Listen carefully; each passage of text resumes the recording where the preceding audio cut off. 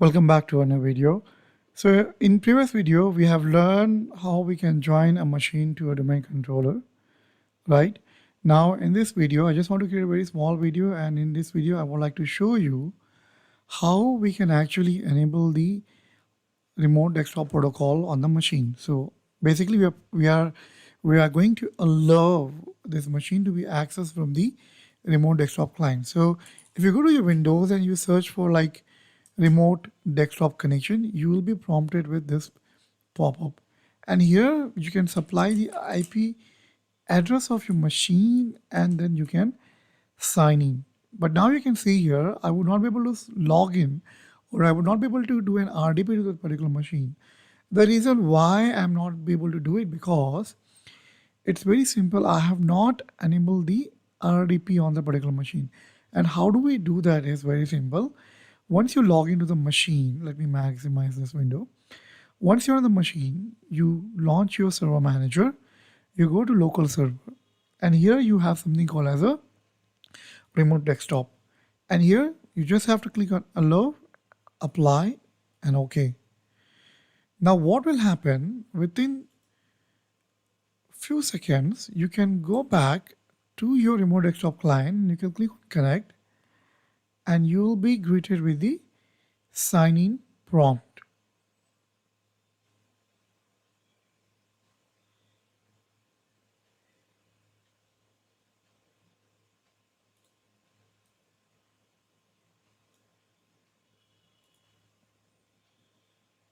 Okay, we'll wait while it's trying to connect to that particular machine. However, the way that we can enable the remote desktop connection on the Windows machine is entirely different than how we did it on the main machine, on the server. So let me log into my Windows 11 machine quickly, and then I'll go to setting, and here I will search for remote desktop setting,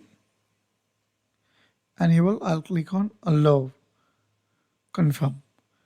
So now we are letting ourselves accessing this machine from the remote desktop client using the 3388 protocol. So it's not working. Let me try with the 4.1. Yeah, 4.1 it worked, and login would be cloud guru / administrator and the password.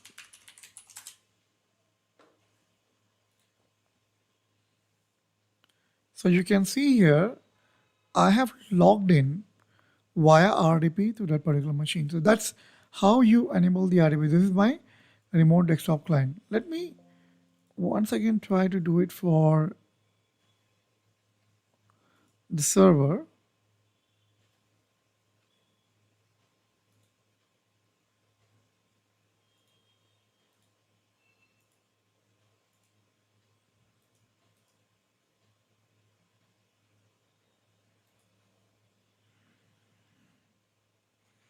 Again, I'll go to search and search for remote desktop connection.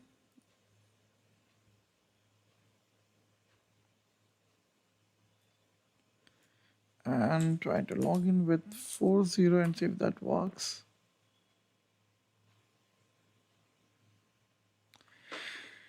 No, it is not working because I know it will not take that much time. But when I try to log in with the 41, it works. No worries, but that's a similar way that you have to enable and log into the server. I would be doing the same thing. I will troubleshoot and find out why it was not working. But I just wanted to keep this video very short and simple. So if you're watching till here, thanks for watching, and I'll see you in the next video.